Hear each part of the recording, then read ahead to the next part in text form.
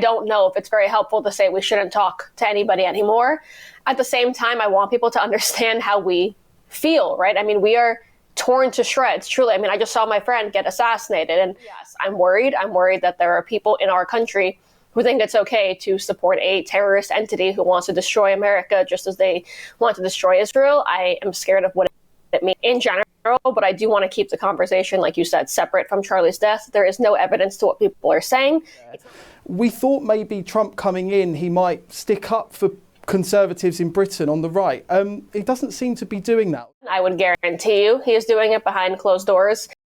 Donald Trump has landed in the UK for his second state visit. Security's tight, 1,300 troops will be guaranteeing the president's safety just a week after the assassination of his friend Charlie Kirk.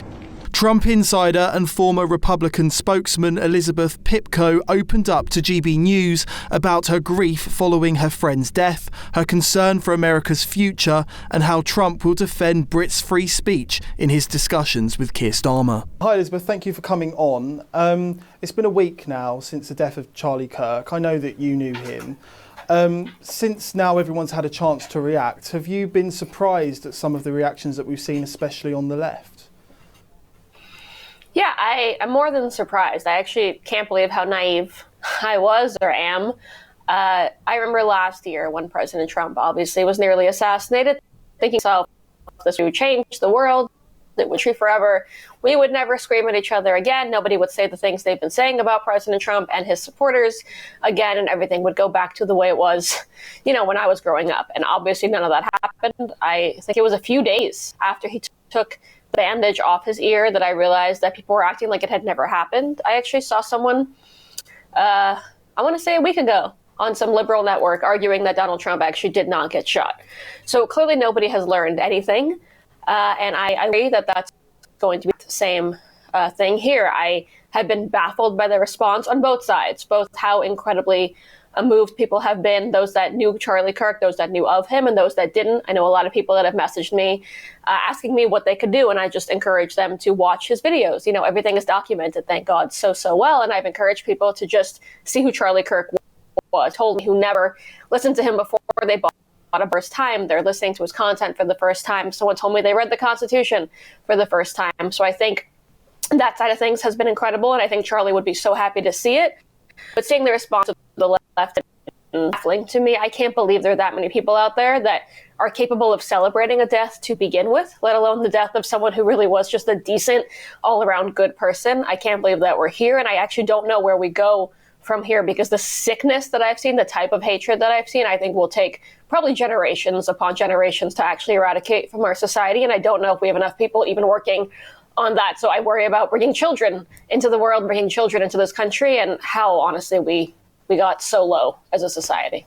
Yeah, I mean, you can see even on the right. I mean, we've heard Marjorie Taylor Greene saying that she doesn't want to talk to the left anymore. JD Vance has called for people to call out anyone who's not what the Guardian's saying, sufficiently mourning the death of Charlie Kirk. Are you surprised by the right as well? Do you think that that's healthy? It seems as though the message from Marjorie Taylor Greene and JD Vance is almost opposed to what Charlie Kirk stood for. I'm trying my best to not speak freely. A lot of people would have asked or have asked me, like, what would Charlie have wanted? What would Charlie say? I'm going to leave all of that to his wife, who speaks brilliantly and has the strength that I don't know I could have ever had in her situation. And I hope we'll be able to speak as much as anybody can for Charlie Kirk now that we have lost him. All that I can say is people on the right in general over the years that I've been disappointed by, right? There's many a time where I thought to myself, hey, that isn't helpful. Like, why would you say that? And I do think, for example, what you said about Marjorie, I don't know if it's very helpful to say we shouldn't talk to anybody anymore.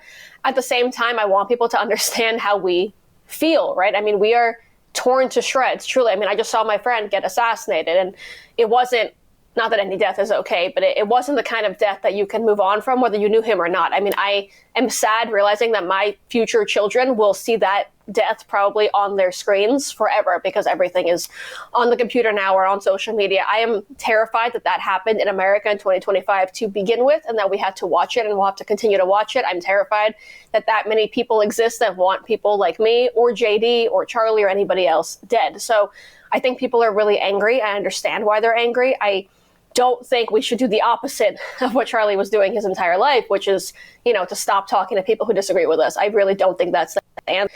I will say everything I've seen president has kind of echoed what I have felt myself, what a lot of people have felt to themselves. We're angry, and we can't believe that there aren't folks that want to take accountability for this and want to say, hey, maybe I took it too far, and that death was enough for me to realize that we have to change our actions. I can't believe that I haven't seen almost anybody saying that on the left, and I can't stress enough how sad, of course, all of us are, but how angry we are as well.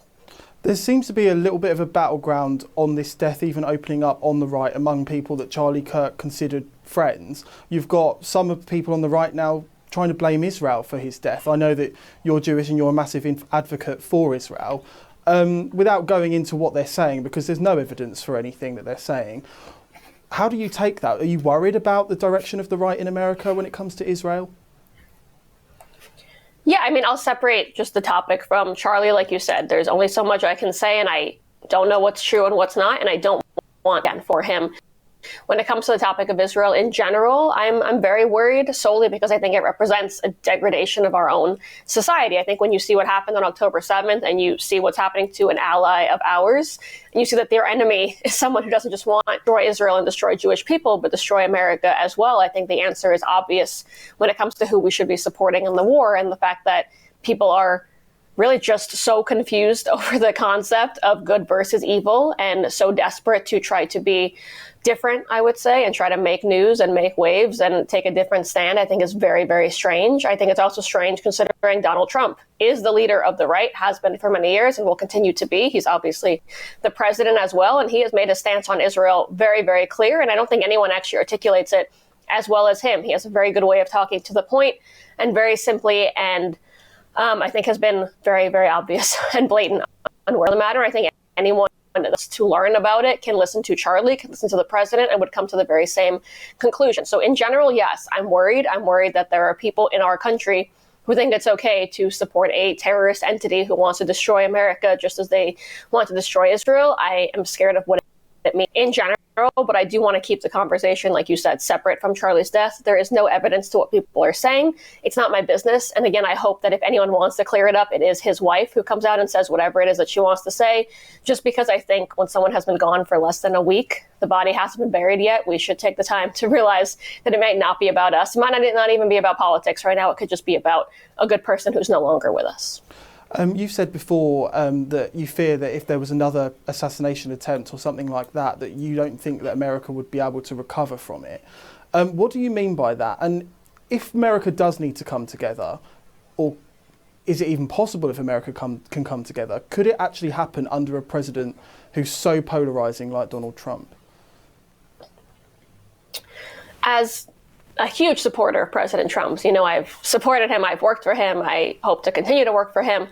I don't know if it's possible solely because of how much hatred people have in their hearts for him and for his staff and his family and his supporters. Like I said, maybe I was naive. I did not expect the reaction to Charlie's death that I didn't think it was possible that so many educated grown adults holding normal jobs, whether in healthcare or in education or just, normal everyday Americans doing good work, could actually think it's okay to publicly celebrate an assassination of someone who they did not know. I get uncomfortable thinking about the death penalty. To be honest, I have debated the death penalty with people for years. And I think it's amazing that in America, we do the most humane thing possible and put people to death who are horrific human beings who commit rape and murder and other crimes. And I've even debate that fact. So the fact that anyone in the United States could think that this assassination, which was one of the most gruesome, horrible things I've ever seen, would be okay and worth celebrating, it terrifies me. It truly terrifies me to the core. It's not about politics. Obviously, people hate me too, but it's about the fact that people are obviously sick. Something has happened in our society because this is not normal. So I am terrified. I don't know if we will survive this assassination attempt. America is going to continue on, but in what direction, right? And obviously Donald Trump is at the helm and he's in the Oval Office, and I thank God for that. And I think it's the best person to be there. But if you factor in how much people hate him and how much people hope for his death, like they saw Charlie's, I don't know what the future looks like. I'm scared that we would have another assassination attempt or another assassination. I don't care if it's the left or the right. I don't know how we move forward from here, because it's such a dangerous place to be. And I really, truly can't believe that we're here. I can't believe you and I are discussing people celebrating someone's assassination. I can't believe Charlie's gone. And I think it's going to take a real amount of time and a hard look in the mirror for each one of us to figure out how we move on in the best way possible for our country, again, like Charlie would have asked us to do. So Donald Trump, he's in the UK now. He seems to have quite a good relationship with our Prime Minister, and I think it's quite surprising to us because, in a way, a lot of his policies are similar to Joe Biden's. It's mass immigration, there's a reluctance to celebrate what the country's about. Labour sent activists to campaign for Biden in the election over there. We thought maybe Trump coming in, he might stick up for Conservatives in Britain on the right. He doesn't seem to be doing that, or do you think maybe he's doing it behind closed doors? I think the royal visit has just begun, right? He's there for a few more days. I'm curious what else is said and done. I would guarantee you he is doing it behind closed doors. I saw a video the other day between him and your prime minister where he made fun of your fantastic free speech laws that you guys don't have. I mean, Donald Trump is not one to ever be scared to open his mouth and share his views.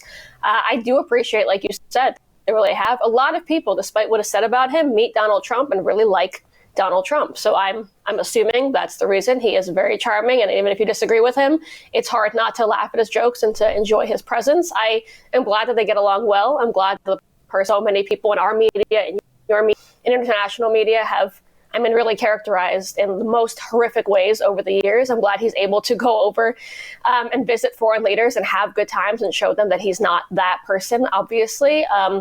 What more is there to say? Look, he's there for a royal visit. I think it's wonderful. I'm glad people are realizing that he's not the monster they thought that he was. And I'm hoping that your leader can learn a little bit from ours. Yeah, you mentioned a little bit about our hate speech laws. What is the feeling sort of within the MAGA circle, people close to the president, about our speech laws? I mean, I know that JD Vance has voiced some concern. Is there more wider concern around the people who are around the president? Yeah, in general, I think we take free speech very seriously. There's a reason so many of us, including those, like I said, who had no clue who Charlie was or don't know, hadn't personally known Charlie, that are affected by his death. And it's because he was really advocating for what we all believe in, which is any speech, and especially speech that you might disagree with. The whole point is to stand up for those that you disagree with. It's very easy to support the speech of those that you, vote similarly to or agree with. It's difficult to support the speech of those that you disagree with. That's obviously why we celebrated Charlie in his life, because not only did he encourage debate, but he wanted to debate with those who didn't agree with him. He wanted to share their voice. He thought they deserved to get up to the microphone just like him and to have those conversations. So I think most people in the MAGA circle, and I'd say most common sense people in America, take free speech very seriously, realize how lucky we are over here and how different we are to the rest of the world that doesn't actually understand why we take free speech so seriously. And unfortunately, I think the conversation's taken in the wrong direction since Charlie's death. And I think it's almost ironic considering how much of a champion for free speech he was and what we all know he would have been saying right now. Is there anything the UK can learn by what's happened in America? I mean, sometimes it feels as though you're slightly more polarised than we are. Yeah, look, I would just say, as someone who has done some media, like some international media over the years, but certainly I have done my fair share of BBC and everything else, I would just say maybe demonize your own politicians and stay away from ours. I think it's very strange when I, fly overseas and meet people who aren't living under Donald Trump, who tell me that I'm living under a horrible fascist, when obviously that's not the case, and you have your own issues in your own country. And I would just say, as I've learned myself, and I have to have this conversation with people all the time when it comes to other countries, when it comes to debate over Israel, if a person was, duly elected in a certain nation, maybe respect it and try to learn from another country and see why they wanted that person to be elected in the first place. And obviously we have our own issues domestically as well, especially right now. But I think the world has a polarization issue just like we do. And I would hope that people would realize Donald Trump is not the problem. We ourselves internally are usually the problem. And just finally, as I said before, you're an advocate for Israel. Is there concern with you and anyone that you campaign with and that you work with about the UK stance on Israel? It's become slightly more antagonistic, hasn't it? I mean, there's talk also about recognising the state of Palestine. Would you caution the UK against doing something like that? I certainly would. At the same time, like I said, that's not my leader. That's not who I campaigned for. It's not who I voted for. That's clearly what the people want, and that's the real problem. At the same time, when you're in that position, I would encourage people to be careful, right? I don't know what a state of Palestine right now would do. People are also very quick to advocate for a state of Palestine, but not talk about who would lead that state, right? They're also very quick to say that while Hamas is still in control, right, of Gaza, while Hamas is still fighting this war, while Hamas still has leaders outside of Gaza, right? We don't know yet who Israel took out in that strike in Qatar, but the fact is the leadership of Gaza are a bunch of billionaires who advocated for this war, started the war, and are living a very, very different life from those in Gaza, the Palestinians who are suffering. So I'd say maybe answer some of those questions before you blindly advocate for a Palestinian state without knowing how that would possibly run or work for the Palestinian people who you claim, to care about. Thank you for joining us. Yeah, thanks for having me.